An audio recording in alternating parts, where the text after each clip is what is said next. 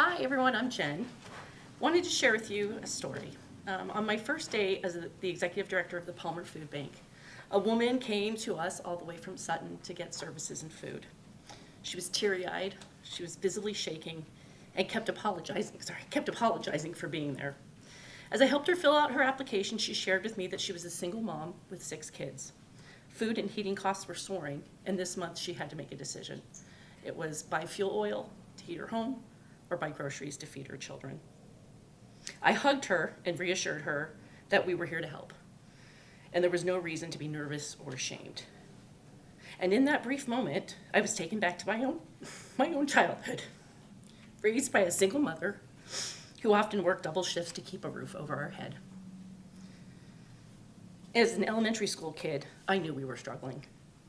Back in the 80s, as a latchkey kid, I was tasked with getting myself up to go to school, making my own breakfast, and packing my own lunch. And one morning, I opened up the refrigerator, and the only thing I could pack was a jar full of Kool-Aid and a carrot. I had lunch that day in the library. I hid from all my friends. I didn't want to be made fun of, as I had been made fun of before for my lack of food. And quite honestly, I didn't want to watch my friends eating their peanut butter jelly sandwiches, their apple slices, and their cartons of chocolate milk. My mom was a very proud, and to this day, proud and stubborn woman who rarely asks for help. So I'm not sure if she didn't have access to food programs like are available today, or she was just too proud to seek out assistance. But I was grateful that this woman from Sutton had made the choice, had found us, had asked for help. And I had hoped that her kids would not feel the hunger that I knew as a kid or the embarrassment I felt for being food insecure. The Sutton mom left the food bank with a car full of groceries and a smile on her face. The relief was visible. I reassured her that when she needed us, we would be there. But truly, if I were to be honest, I wasn't sure if we would be able to be there. Our food bank heavily depends on the generosity of our community and community members to stay open and to have food that we need to give.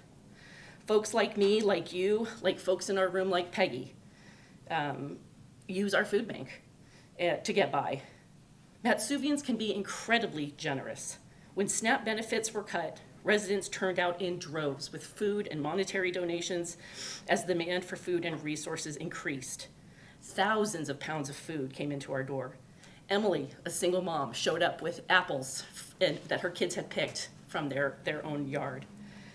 Dave raised money with one of his organizations and food for us, and just general awareness with United for Matsu.